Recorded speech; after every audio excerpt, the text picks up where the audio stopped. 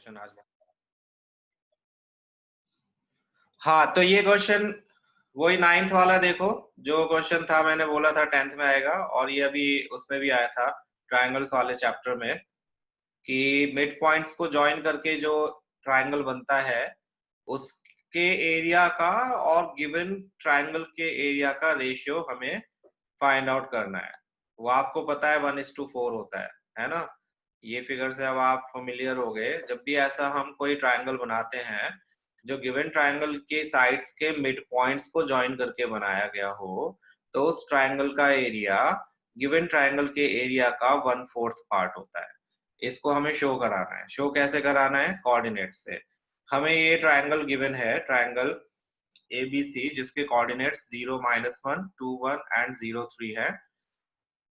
Question में बोला है कि इसके मिड पॉइंट्स को ज्वाइन करके एक और ट्रायंगल बनाया गया। We need to find out area of this triangle and then ratio of this triangle का area is to given triangle का एरिया। तो पहले हम ऑब्वियसली ट्रायंगल का एरिया अगर हमें कैलकुलेट करना है, we need to find out coordinates of this triangle, जो कि हम मिड पॉइंट फॉर्मूला से कैलकुलेट कर सकते हैं। ये मिड पॉइंट्स हैं, ये मिड पॉइंट है, ये मिड पॉइंट है, ये मिड पॉइंट है।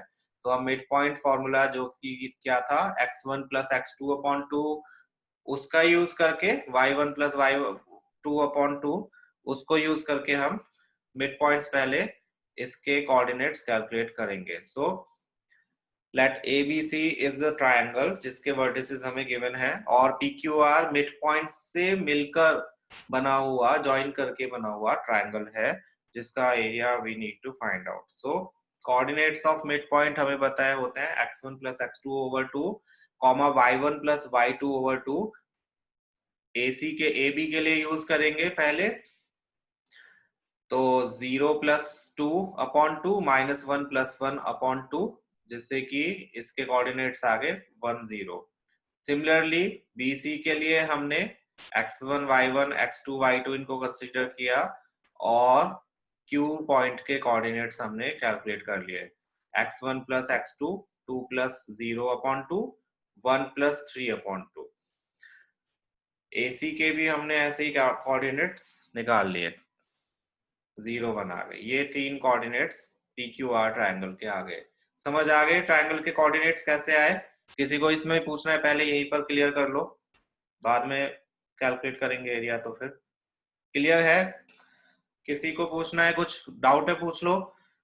छोटा सा है वैसे तो ये, इसमें प्रॉब्लम नहीं होनी चाहिए। ध्यान रखना ये सिर्फ जो फॉर्मूला है वो तभी आप यूज करोगे जब मिड पॉइंट्स गिवन हो, अदरवाइज वो रेशियो वाला फॉर्मूला ही यूज करोगे, m/n। सब आएगा पेपर में माधव, ऐसा सोच के मत बैठो ये पेपर में नहीं आएगा। बुक में है तो सब कुछ करो, जो नहीं आएगा उसको मैं मना कर दूंगा। ये मुझे नहीं लगता कि ये अभी ऑमिट होना चाहिए तुम्हारे लिए, तो अभी इसको करो। So we have coordinates of this triangle. अब हमें एरिया कैलकुलेट करना है। एरिया कैलकुलेट करते हैं पहले छोटे ट्रायंगल का, क्योंकि उन्होंने छोटे वाले ट्रायंगल का बोला है।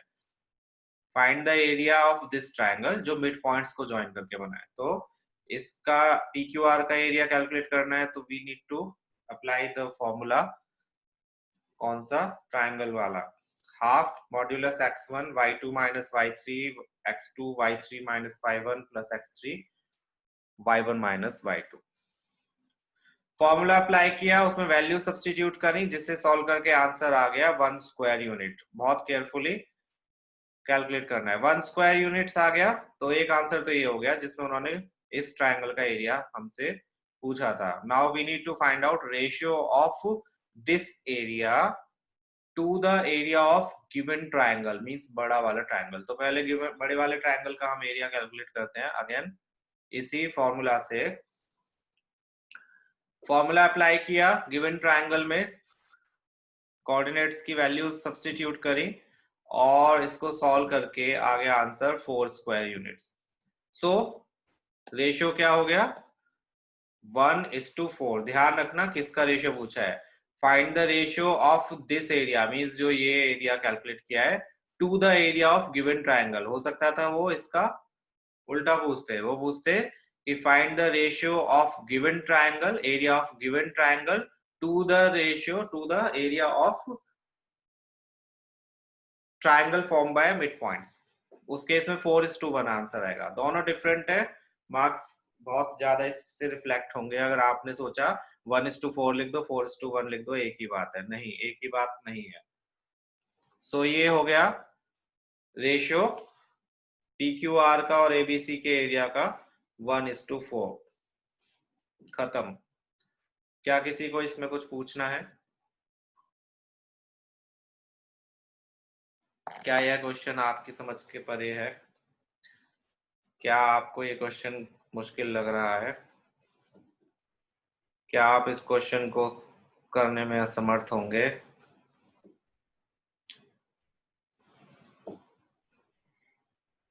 ऑफ कोर्स माधव, क्यों नहीं पूछनी है, तुम्हें जरूर पूछनी है, पूछो। एरिया में जो कोऑर्डिनेट्स दोनों ही लिए हैं उमंग, छोटे ट्रायंगल के एरिया में छोटे ट्रायंगल के कोऑर्डिनेट्स, बड़े ट्रायंगल के एरिया में बड़े ट्रायंगल के कोऑर्डिनेट्स। गुड। माहिर एंड अक्षर। माधव जल्दी पूछो एक चीज। क्या पूछना है? कि सर क्या हम पास हो पाएंगे या नहीं?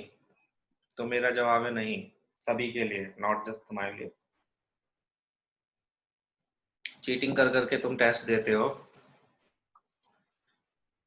माधव, वहीं घर पे आके इतनी पिटाई होगी तुम्हारी। क्या समझाया, कितनी बार समझाया, खुद लॉजिक भी लगाया करो। क्या एरिया कभी माइनस में हो सकता है? कभी सुना है किसी के घर का एरिया -200 गज है या -100 गज है? कभी सुना है ऐसा? या कपड़े का कितना एरिया चाहिए? मेरी कमीज सिलने के लिए मुझे -2 मीटर स्क्वायर का कपड़ा चाहिए। नहीं, अभी नहीं, संडे को।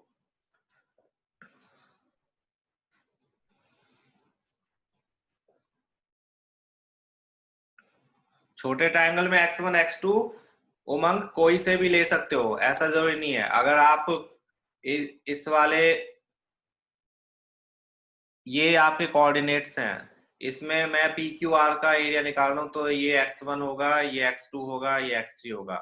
आप कुछ भी ले लो, x1 इसको कंसीडर कर लो, इसको कंसीडर कर लो, उससे कोई फर्क नहीं पड़ेगा। बस ध्यान रखना है कि x वाली वैल्यू x1 के प्लेस पर, x1 x2 x3 के प्लेस पर आनी चाहिए, मीन्स एब्सिसा। ये नहीं कि आप ऑर्डिनेट की वैल्यू y के प्लेस पर, y वाली x के प्लेस पर। हाँ, आंसर सेम ही आएगा। आंसर सेम आएगा, हो सकता है नेगेटिव पॉजिटिव हो जाए, उसमें गड़बड़ हो सकती है, लेकिन वो तो मॉड्यूलस लगा हुआ है तो नेगेटिव भी आएगा, तो आपका आंसर पॉजिटिव हो जाएगा। तो आप चाहे 1 को x1 रखो, 0 को x1 रखो, 1 को x1 रखो, अगेन कुछ भी रख सकते हो, बस x वाली वैल्यूज को x1 y1। और ये ध्यान रखना है कि अगर x1 आपने ये 1 रखा है तो y1 भी ये वाला ही रखोगे। ऐसा नहीं है कि x1 आपने 1 पुट कर दिया q का और y1 आपने कंसीडर कर लिया r का, तो गलत हो जाएगा। x1 अगर इसको कंसीडर कर रहे हो तो y1 भी यही होगा, x2 इसको कर रहे हो तो y2 भी ये होगा, x3 इसको कर रहे हो तो y3 भी ये होगा। ठीक है, कोऑर्डिनेट्स को शफल करने से कोई प्रॉब्लम नहीं होगी, बस कोऑर्डिनेट्स के ऑर्डिनेट और एब्सिसा का ध्यान रखना है, x और y दोनों को साथ में रखना है। समझ आ गया माधव? समझ आ गया? डिस्टेंस, एरिया, एज, खुद ही सोचा करो कि क्या ये चीज नेगेटिव हो सकती है? नहीं हो सकती, तो नहीं, उसको पॉजिटिव लिखोगे। चलो, फोर्थ क्वेश्चन, जो कि बहुत इंपॉर्टेंट क्वेश्चन हुआ करता था, अब तो नहीं है। एरिया ऑफ क्वाड्रिलेटरल, ये क्लियरली लिखा हुआ है तुम्हारे जो न्यू हुआ है सिलेबस, कि ये तो बिल्कुल ओमिटेड है, लेकिन फिर भी मैं बता रहा हूँ, क्योंकि एरिया ऑफ क्वाड्रिलेटरल भले ही दिया हुआ है, लेकिन आंसर इसका हम कैसे सॉल्व करते हैं, कैलकुलेट करते हैं एरिया ऑफ ट्राइंगल को कैलकुलेट करके। तो प्रैक्टिस के लिए ठीक है, हमारे पास ये एक ट्राइंगल क्वाड्रिलेटरल दिया हुआ है। क्वाड्रिलेटरल के एरिया का हमारे पास क्योंकि कोई फॉर्मूला नहीं है, जब कोऑर्डिनेट्स गिवन हो तो हम इसको डायगोनल ड्रॉ करके दो ट्राइंगल्स में डिवाइड कर लेंगे। ये ट्राइंगल्स कैसे भी हो सकते हैं, हमें नहीं पता, ऐसा नहीं करना कि दोनों ट्राइंगल इक्वल होंगे, ये पैरेललोग्राम नहीं गिवन है, तो आप कुछ भी प्रॉपर्टीज में नहीं लगाओगे, आप सिर्फ दो ट्राइंगल्स में इसको स्प्लिट करोगे। हमने ये डायगोनल ड्रॉ किया और दो ट्राइंगल्स में इसको स्प्लिट कर लिया। दो ट्राइंगल्स में जब स्प्लिट किया तो इस ट्राइंगल के तीनों कोऑर्डिनेट्स हैं हमारे पास, और ए सी बी, इस ट्रायंगल के भी तीनों कोऑर्डिनेट्स हैं, तो सिंपल फॉर्मूला अप्लाई करो, इस ट्रायंगल का एरिया निकालो which is a C B या ए बी सी, और एडीसी ट्रायंगल का एरिया कैलकुलेट करो, दोनों को ऐड कर दोगे तो आपके पास क्वाड्रिलेटरल का एरिया आ जाएगा। तो पहले हम ट्रायंगल एसीडी का एरिया कैलकुलेट करते हैं ट्रायंगल का एरिया वाला फॉर्मूला यूज करके, जो कि आंसर आएगा 35/2 स्क्वायर यूनिट्स। ठीक है, ये तो हो गया फर्स्ट ट्रायंगल का एरिया। सेकंड ट्रायंगल के एरिया के लिए अगेन सेम फॉर्मूला यूज किया और इसका आंसर आ गया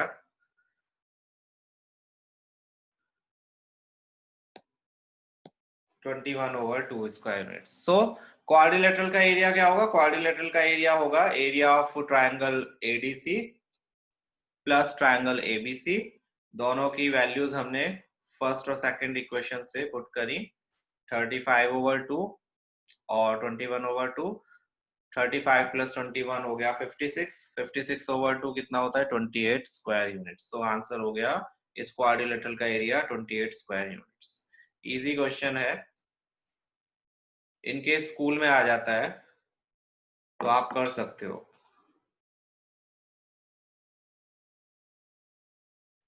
हालांकि 9th में से भी ये हटाया हेरोन्स में से, जिसमें तुम्हें क्वाड्रिलेटरल का एरिया फाइंड आउट करना होता था दो ट्रायंगल्स में स्प्लिट करके, वो वहां से भी हटाया और यहाँ से भी इसको हटाया गया है। पर आपको पता होना चाहिए कैसे कैलकुलेट कर सकते हो आप। क्लियर है? किसी को कुछ पूछना है इसमें कि ट्रायंगल्स में ही क्यों करा इसको हमने कन्वर्ट?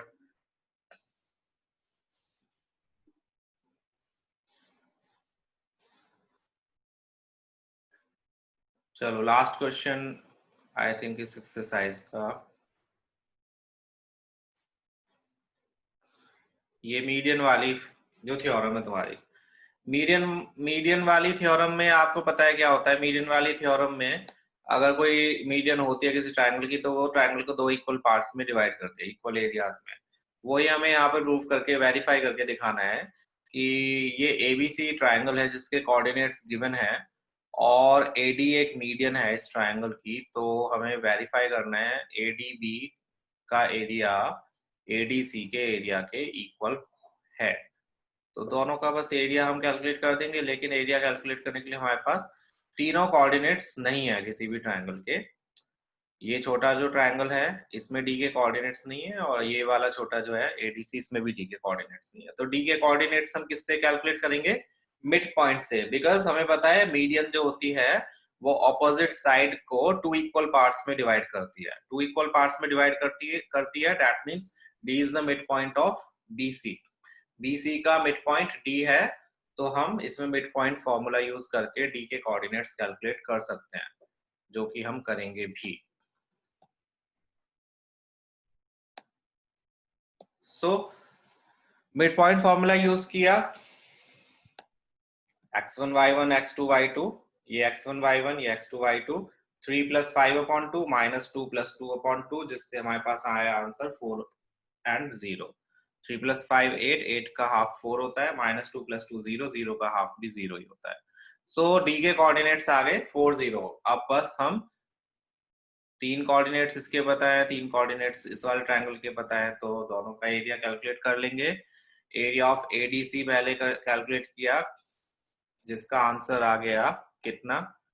आई थिंक 3 आएगा, let's see, yes 3 square units इसका आंसर हुआ। कोऑर्डिनेट्स आप चेक वेरीफाई करना चाहो तो कर सकते हो, कि मैं तो ऑब्वियसली पहले से करके रखा हुआ है, स्लाइड्स बनाई हुई हैं, हालांकि सॉल्व भी करके किया है खुद ही। आपको अगर ये लगता हो सर तो बुक में से देखकर सीधे सॉल्यूशन लिख देते होंगे, तो मैं ऐसा कभी भी नहीं करता, इसी वजह से स्लाइड्स में कई बार मिस्टेक हो जाती हैं, क्योंकि मैं कैलकुलेट खुद ही करता हूँ चाहे कितनी भी बार करना हो। सो आप भी वेरीफाई करके देख सकते हो x1 क्या है, आपको खुद भी पता चल जाएगा, x1 y2 y3 and all. Now another triangle ABD, ABD का एरिया कैलकुलेट करने के लिए अगेन फॉर्मूला अप्लाई किया और उसमें हमने वैल्यूज सब्स्टिट्यूट की कोऑर्डिनेट्स की, और हमारे पास ये भी आंसर आ गया 3 स्क्वायर यूनिट्स। देखो यहाँ पर नेगेटिव आंसर आ रहा था लेकिन पॉजिटिव लिखा है, तो ध्यान रखना पॉजिटिव करना ही करना है आंसर को आपको, अगर वो एरिया है या डिस्टेंस है तो। सो प्रूव हो गया कि मीडियन दोनों ट्रायंगल, इस बड़े ट्रायंगल को दो इक्वल एरिया वाले ट्रायंगल्स में डिवाइड करती है, जिनका एरिया कितना है 3 स्क्वायर यूनिट्स। किसी को डाउट है तो पूछ लो इसमें।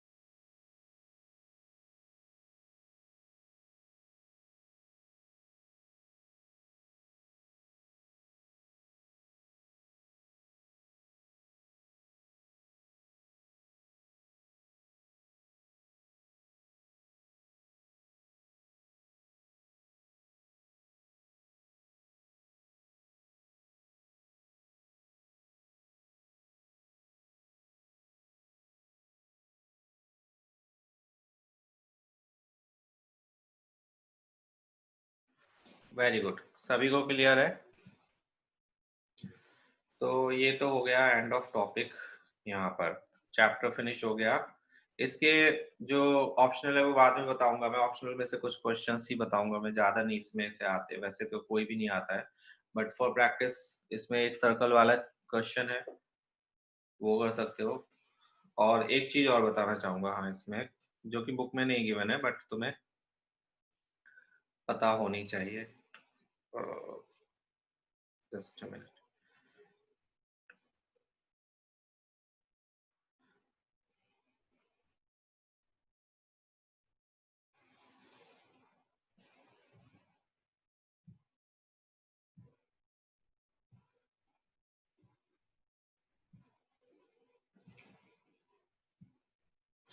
देखो एक क्वेश्चन ये आ जाता है, find the coordinates of centroid of triangle, सिर्फ सेंट्रॉइड और कोई नहीं।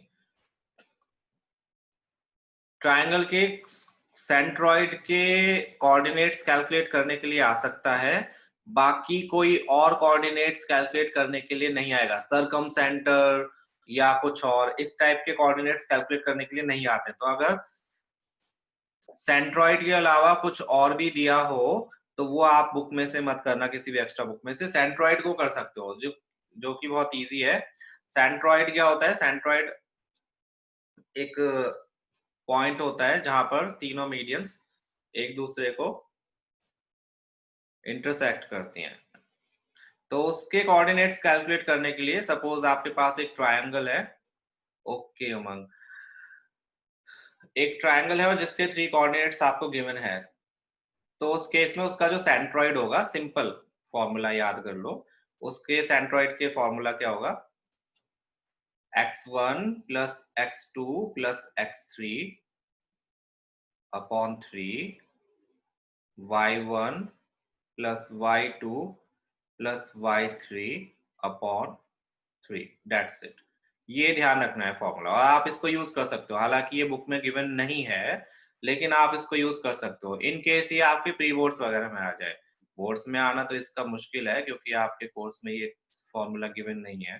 स्टिल टीचर्स बहुत देते हैं इस क्वेश्चन को, क्योंकि उन्हें पता है इजी सा तो फॉर्मूला है, बच्चों को कर लेना चाहिए और हमें चेक करने में प्रॉब्लम नहीं होगी, और जिन्होंने पढ़ा नहीं होगा उन्हें पता भी नहीं होगा।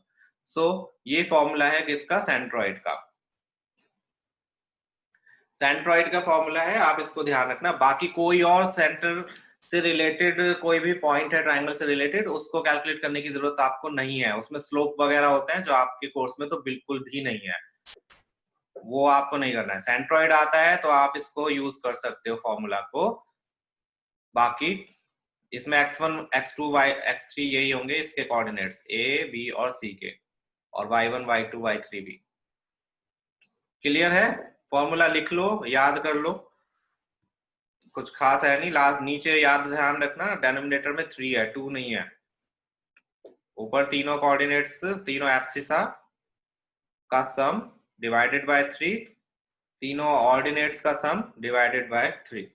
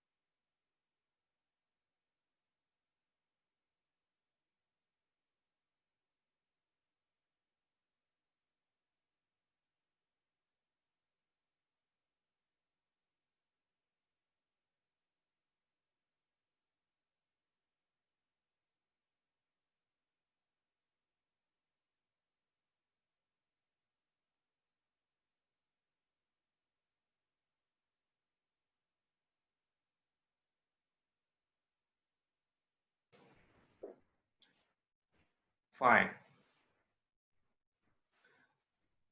चलो थोड़ा सा इंट्रोडक्शन में नेक्स्ट चैप्टर का दे देता हूँ आपको आज। फिर स्लाइड्स तो नहीं बनाई मैंने उसकी, क्योंकि मैं पहले श्योर नहीं था कि मैं करवाऊंगा भी या नहीं, बट करवा ही देता हूँ।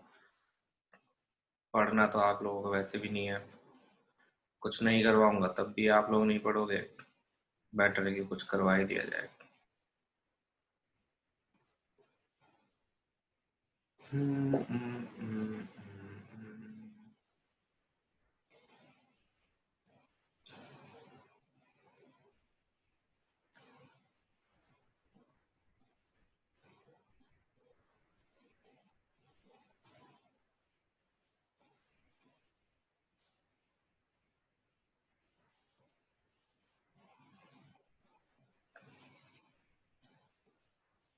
स्टूडेंट पढ़ते नहीं है, चीटिंग दे दे कर करके टेस्ट देते हैं, तो इसीलिए स्टूडेंट्स की वजह से डिप्रेशन हो ही जाता है। ऐसे नालायक बच्चे पल्ले पड़े हैं। Not everyone, few of them. And cheating भी ऐसे करते हैं कि पता चल जाए, जैसे इंटेंशनली वो शो कराना चाह रहे हो कि हम तो देखो चीटिंग करके कर रहे हैं।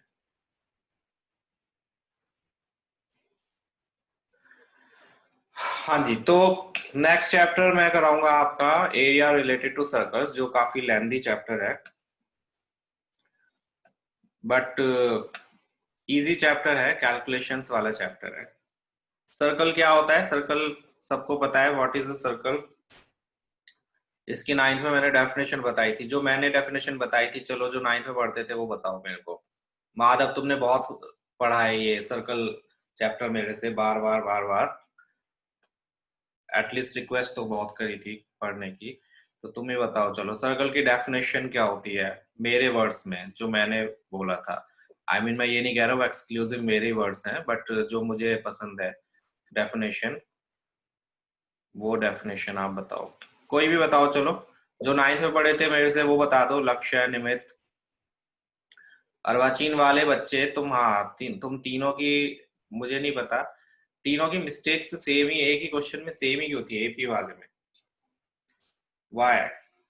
आंसर्स चलो सॉल्यूशन में समझ सकता हूँ एक जैसा हो सकता है क्योंकि वही सॉल्यूशन है, बट मिस्टेक क्यों? निमित और लक्ष्य तुम्हारी स्पेशली फर्स्ट वाला क्वेश्चन, आई थिंक एपी का फर्स्ट क्वेश्चन जो था उसमें मिस्टेक सेम ही थी। एपी का नहीं, कोऑर्डिनेट्स का एक। और हाँ, कोऑर्डिनेट ज्योमेट्री में मैं बार बार कह कह के तुमसे थक गया कि डिस्टेंस में अगर आप यूनिट नहीं लिख कर आओगे तो मार्क्स कटेंगे। तब भी आप में से हाफ से ज्यादा स्टूडेंट्स ने यूनिट्स नहीं लिखे उसके। डिस्टेंस कैलकुलेट कर दिया बट यूनिट्स नहीं लिखे। क्यों नहीं लिखे भाई? मैंने तो मार्क्स काटे हैं सबके, हाफ एंड हाफ उसमें से देख लिए होंगे। यूनिट्स नहीं लिखोगे तो मार्क्स कटेंगे ही कटेंगे। कितना यूनिट है ये लिखना है आपको, सिर्फ डिस्टेंस नहीं कैलकुलेट करना होता। बताओ सर्कल की डेफिनेशन, गर्व बताएगा। गर्व, what is circle, what is a circle? जो रिप्लाई नहीं देगा समझ लिया जाएगा कि वो क्लास में नहीं है।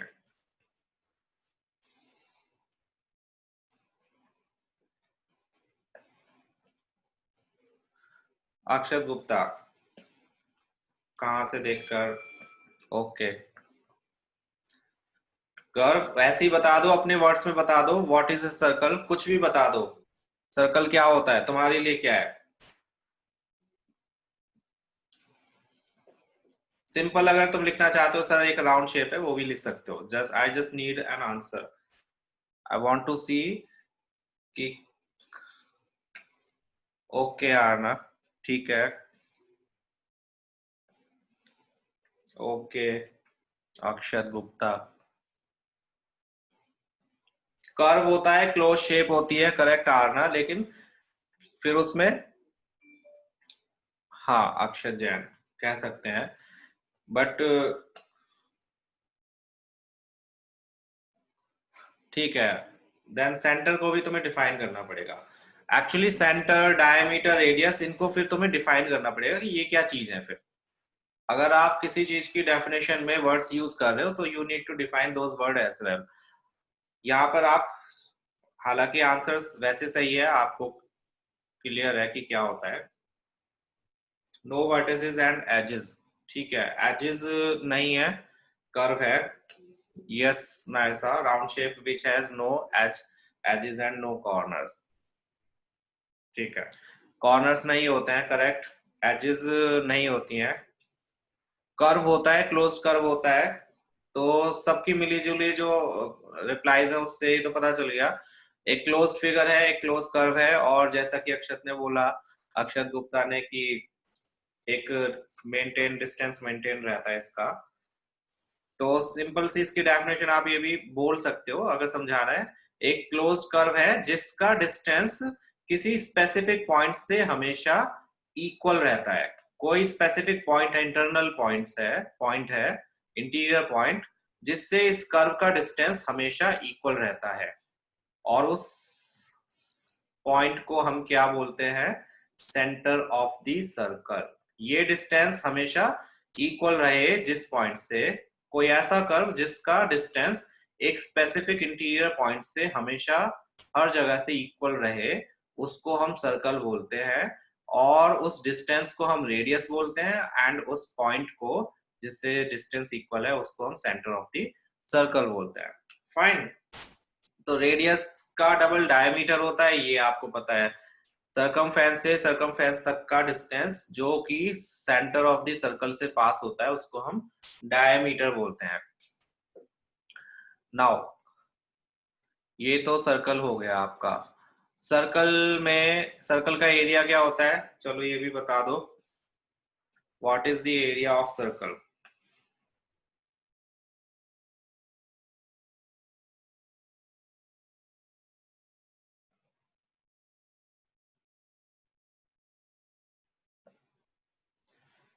सर्कल का एरिया, अक्षर गुप्ता। नो गर्व, वो सरकमफ्रेंस होता है।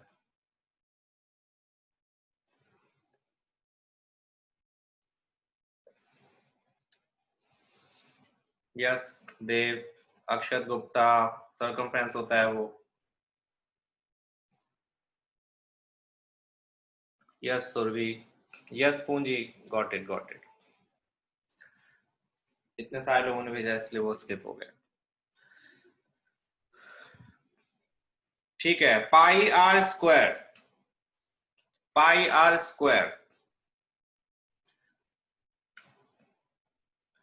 Area of circle,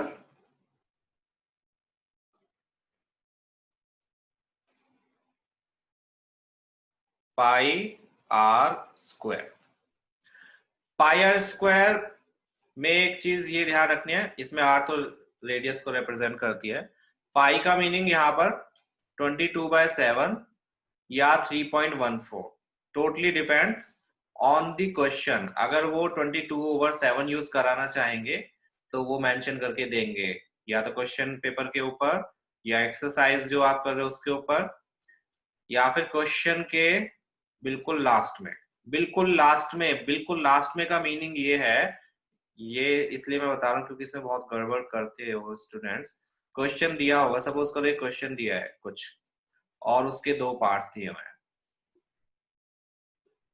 first part something and then second part, और सेकंड पार्ट के बाद में उन्होंने लिखा है यूज पाई इक्वल्स टू 3.14। तो इसका मीनिंग ये बिल्कुल नहीं है कि आप सिर्फ इस पार्ट के लिए इसको यूज करोगे। इसका मीनिंग ये है कि आप पूरे क्वेश्चन के लिए पाई की वैल्यू 3.14 यूज करोगे। ध्यान रखना इस चीज को। ये ऐसा होगा कि आप इसको देखोगे बाद में और फर्स्ट पार्ट 22/7 से कर दोगे, आप बोलोगे सेकंड पार्ट में लिखा हुआ तो हमने तो सोचा सेकंड पार्ट में इसका यूज करना है। नहीं, अगर क्वेश्चन के लास्ट में लिखा है तो आपको उस पूरे क्वेश्चन के लिए वही वैल्यू कंसीडर करनी होगी। अगर पाई की वैल्यू गिवन नहीं है किसी भी केस में, ना तो एक्सरसाइज के ऊपर, ना ही आपके क्वेश्चन पेपर के ऊपर, ना ही क्वेश्चन में, तो आप चाहो तो क्वेश्चन का आंसर पाई की फॉर्म में छोड़कर आ सकते हो, वो गलत नहीं माना जाएगा। फर्स्ट पार्ट के आगे लिखा हो, फर्स्ट पार्ट के आगे लिखा हो तो फर्स्ट पार्ट में यूज करोगे, सेकंड में फिर कुछ भी यूज कर सकते हो। क्वेश्चन के एंड में मैंने इसीलिए बोला, क्वेश्चन के एंड में लिखा है तो आप वो पूरे क्वेश्चन के लिए उसको यूज करोगे। नाउ एरिया तो हो गया, अब मुझे बताओ सरकमफ्रेंस या पेरीमीटर ऑफ सर्कल क्या होता है। पेरीमीटर ऑफ सर्कल का मीनिंग क्या होता है, पहले तो ये समझ लो। पेरीमीटर ऑफ सर्कल आपको पता है, पेरीमीटर का मीनिंग होता है ये जो लेंथ है इसकी मेजरमेंट, यस 2πr, इसकी मेजरमेंट, सिर्फ ये जो बाउंड्री है ये कितने मीटर सेंटीमीटर या कितनी इसकी लेंथ है, उसको हम सरकमफ्रेंस ऑफ सर्कल या पेरीमीटर ऑफ सर्कल भी बोलते हैं। ठीक है, yes, length of outer boundary of circle, that is called perimeter of circle. पूंजी करेक्ट। तो पेरीमीटर ऑफ सर्कल या सरकमफ्रेंस ऑफ सर्कल दोनों सेम चीज है, एंड गर्व इसका फॉर्मूला होता है 2πr। ओके, ये 2πr होता है। आप ये भी देख लिया करो, 2πr आप एरिया का फॉर्मूला बता रहे थे। सपोज करो इसमें आपने वैल्यू अगर पुट करी होती तो आंसर 2 सेंटीमीटर या कुछ आता, स्क्वायर में नहीं आता, क्योंकि यहाँ दो डायमेंशंस की मल्टीप्लाई नहीं हो रही है। एरिया में हमेशा दो डायमेंशंस की मल्टीप्लाई होगी ही होगी। अगर दो डायमेंशंस की मल्टीप्लाई नहीं हो रही है तो वो एरिया का फॉर्मूला कभी भी नहीं होगा। आप चाहे तो चेक करके देख लेना, length into breadth, pi r square means r into r, है ना। तो एरिया जब भी होगा उसमें दो डायमेंशंस की मल्टीप्लाई होगी ही होगी। यस एग्जैक्टली, तभी आंसर सेंटीमीटर स्क्वायर आता है। यस अक्षत, खुशी हुई कि तुम्हें याद है। चलो एक छोटा सा वो बताओ, इसी से मुझे पाई से याद आ गया।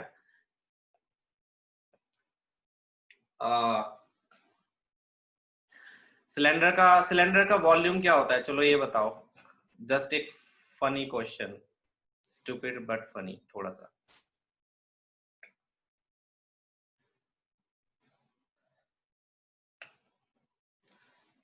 और हमने बताया pi r square h, cylinder का volume pi r square h होता है। अच्छा, कोई ऐसा सिलेंडर जिसकी रेडियस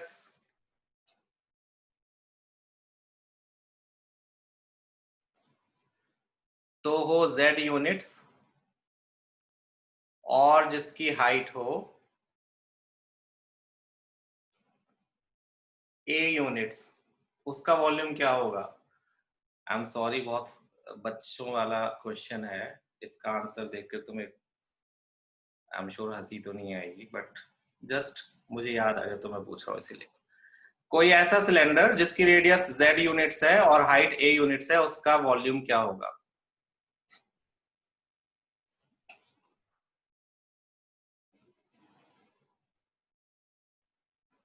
स्क्वायर में, अगर उसको स्क्वायर में ना लिखो आप z को, तो फिर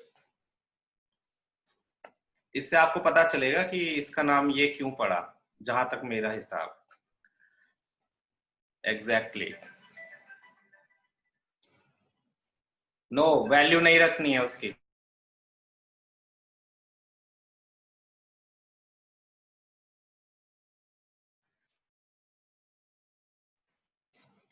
pizza, it's pizza. Pi P I E नहीं होता है अरम, जस्ट पाई होता है, P I, P I E नहीं होता है pi. It's pi r square h, that is called pizza. This is how इसका नाम पिज्जा पड़ा, क्योंकि उसका वॉल्यूम, उसकी हाइट और उसका रेडियस इसको कंसीडर किया गया।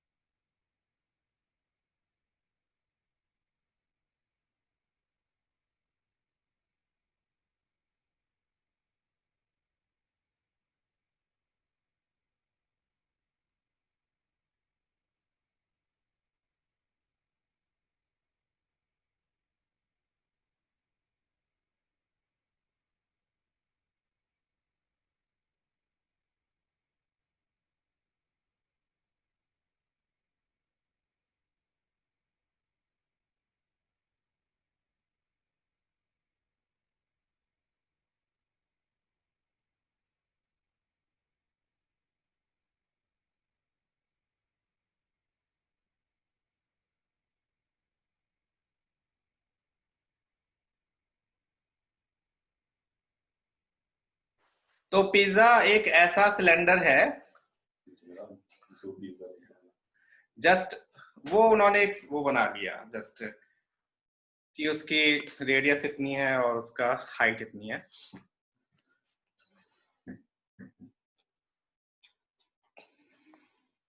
एनीवेज, सॉरी, एक बहुत ही बच्चों जैसे हरकत वाला क्वेश्चन था, बट ये था एक्चुअली, पिज्जा इसीलिए नाम पड़ा था। एनीवेज, तो सर्कल का आपको पता है एरिया और पैरीमीटर तो ये होता है। नाउ अब मुझे कोई बताएगा जो 9th क्लास में पढ़ा था, सेक्टर क्या होता है? What is a sector? Ojas अभी 10th की क्लास चल रही है, तो आप जस्ट ऑब्जर्व कर लेना, ठीक है? बैठे रहो थोड़ी देर, देखते रहो। सेक्टर किसको बोलते हैं? याद है 9th क्लास में किया था सेक्टर? ट्रायंगल शेप्ड, चलो कह सकते हो ट्रायंगल शेप्ड। देखो सेक्टर क्या होता है एक्चुअली, दो रेडाई के बीच का एरिया, रेडाई और आर्क के बीच का area. Yes, space between two radii and no Akshat, वो अक्षत जैन वो क्वाड्रेंट होता है, सेक्टर नहीं। एक क्वाड्रेंट, एक क्वाड्रेंट जो है वो सेक्टर होता है, लेकिन वो 1/4 हो ये जरूरी नहीं है, ठीक है? तो क्वाड्रेंट जो तुम बोल रहे हो 1/4 ऑफ सर्कल, वो सेक्टर तो है, लेकिन हर सेक्टर की वो डेफिनेशन नहीं हो सकती। सेक्टर की डेफिनेशन क्या है? एक ऐसा एरिया जो सेंटर से रेडाई के, जो दो रेडाई के बीच का जो एरिया होगा और आर्क के बीच का एरिया, ये जो है एरिया जो आपको दिख रहा है रेड कलर में, ये सेक्टर है। जो पिज्जा की स्लाइस होती है वो एक सेक्टर होता है। अगर आप फेयरली पिज्जा को कट करते हो तो वो एक सेक्टर है। सेक्टर ध्यान रखना सेंटर से स्टार्ट होता है और आर्क पर, ये आर्क होती है, ये जो होती है जब हम सर्कमफ्रेंस को छोटे छोटे पार्ट्स में डिवाइड, छोटे या बड़े पार्ट्स में डिवाइड कर देते हैं, तो उसको हम आर्क बोलते हैं। तो ये है आपका सेक्टर। करेक्ट? समझ आ गया? जिस इसको नहीं पता था सेक्टर क्या होता है, किसी को डाउट है तो पूछ लो, तब तक मैं इस पे कैप्सिकम और अनियन डाल देता हूँ। जल्दी बताओ, किसी को डाउट है इसमें कि सेक्टर क्या होता है? कोई भी?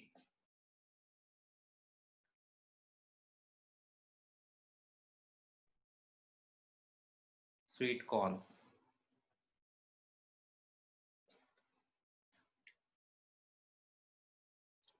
अक्षर गुप्ता, मशरूम तो खत्म हो गए, चीज वो नीचे है इसके। चलो देखो, अब ये देखो सेक्टर, सेक्टर में ये ध्यान रखना, जब आपके सेक्टर का, जब आपका सेक्टर फॉर्म होता है तो वो सेंटर पर कुछ एंगल भी फॉर्म करेगा। ऐसा नहीं होगा कि वो फॉर्म नहीं करेगा, सेंटर पर कुछ ना कुछ उसमें एंगल भी फॉर्म होंगे। चलो खा लिया गया जितना भी था, नीचे का क्रस्ट रह गया। ये जो है ये एंगल ऑफ सेक्टर कहलाता है। गर्भ, no I am not eating pizza. So sector का एंगल जो होता है, अगर ये एंगल 180 से छोटा है, yes I at a few days ago, पूंजी की मेहरबानी से। सो अगर ये 180 से छोटा है तो ये माइनर सेक्टर कहलाता है, और जो रेस्ट ऑफ द पार्ट होता है वो मेजर सेक्टर, क्योंकि इसका एंगल 180 से बड़ा होगा, मींस रिफ्लेक्स एंगल होगा।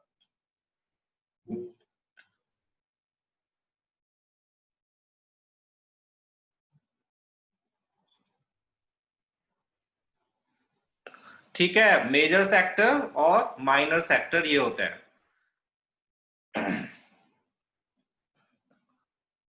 अब सेगमेंट बताओ, सेगमेंट क्या होता है? What is a segment? Sector तो दो रेडाई और आर्क के बीच का डिस्टेंस हो गया, सॉरी एरिया हो गया। यस पूंजी, करेक्ट। बट मैं अभी बोल नहीं रहा क्या बोला है। नो, लाइन सेगमेंट नहीं, just segment of a sector, segment of the circle. Sector से बाहर वाला पार्ट कोई नहीं होता माधव, सेक्टर से बाहर वाला पार्ट कौन सा है? ये तो मेजर सेक्टर है ऑलरेडी, फिर इसको सेगमेंट क्यों बोलेंगे हम? ये सेक्टर है माइनर, ये सेक्टर है मेजर, तो इसमें सेगमेंट कोई भी नहीं है।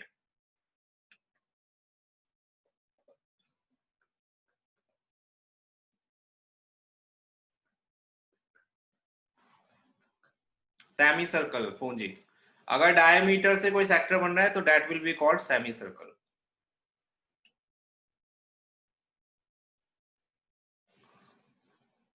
कॉर्ड को सेगमेंट नहीं बोलते हैं। ओके, कॉर्ड वाला एरिया चलो देख लो जिस जिसको नहीं पता।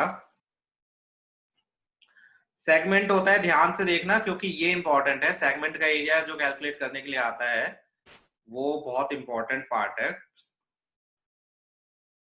सेगमेंट होता है कॉर्ड और आर्क के बीच का एरिया, उसमें सेंटर इंक्लूडेड नहीं होता। मींस ये सपोज करो एक सर्कल है और कॉर्ड आपको पता है इस तरह से होती है जो सेंटर से पास नहीं होती, कह सकते हो, वैसे सेंटर से पास हो सकती है बट उस केस में हम उसको डायमीटर बोलते हैं। तो डायमीटर के अलावा जो भी कॉर्ड्स होती हैं उनके और सर्कमफेरेंस के बीच का जो भी एरिया होगा, दिस वन, ये होगा सेगमेंट।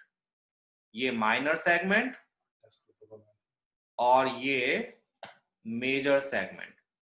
अगर आर्क की लेंथ सेमी सर्कल से कम है, हाफ सर्कल से कम है, तो वो माइनर सेगमेंट होगा। अगर आर्क की लेंथ सेमी सर्कल से ज्यादा है तो वो मेजर होगा, major segment. The space between points joining circles boundary and chord, they between किसके? Points joining chords and circle की बाउंड्री। तो सेगमेंट पता चल गया सबको, सेगमेंट क्या होता है? Major segment, minor segment. ये माइनर सेगमेंट है बिकॉज ये सेमी सर्कल से छोटी आर्क है, यहाँ पर इसको आर्क बोलते हैं। ध्यान रखना, आर्क का कोई एरिया नहीं होता है, arc is just a length. Arc जो होती है वो एक लाइन सेगमेंट होता है जिसकी सिर्फ लेंथ हो सकती है, एक कर्व होता है, इसका एरिया नहीं होता। तो ये आर्क और ये कॉर्ड, इनके बीच का जो एरिया होगा वो सेगमेंट कहलाएगा। और अगर वो आर्क सेमी सर्कल से छोटी है तो वो माइनर सेगमेंट होगा, और अगर सेमी सर्कल से बड़ी है तो वो मेजर सेगमेंट होगा। समझ आ गए? इसके एरिया अभी फर्स्ट एक्सरसाइज में नहीं है, तो अभी आपको फॉर्मूलाज पे जाने की जरूरत नहीं है, वो मैं तभी आपको एक्सप्लेन करूंगा जब आप उस एक्सरसाइज पर आओगे। फर्स्ट एक्सरसाइज आपकी पाई आर स्क्वायर और 2 पाई आर इससे रिलेटेड है, means area of circle and perimeter या सर्कमफ्रेंस ऑफ सर्कल। समझ में आ गया सभी को? किसी को कोई विशेष टिप्पणी देनी है तो दे सकते हो इस विषय में।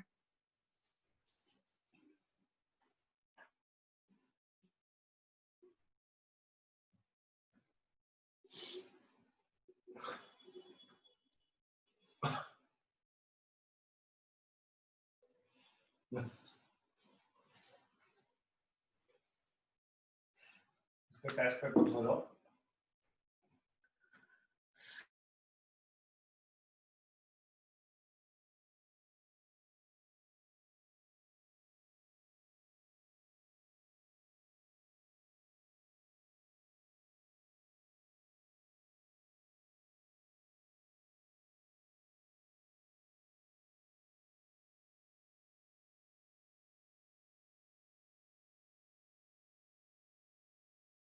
तो 10th क्लास के स्टूडेंट्स जा सकते हो आप चाहो तो। बाकी पर्सों को मैं फिर इसकी एक्सरसाइजेज और इसका एक अच्छा सा प्रेजेंटेशन दूंगा आपको।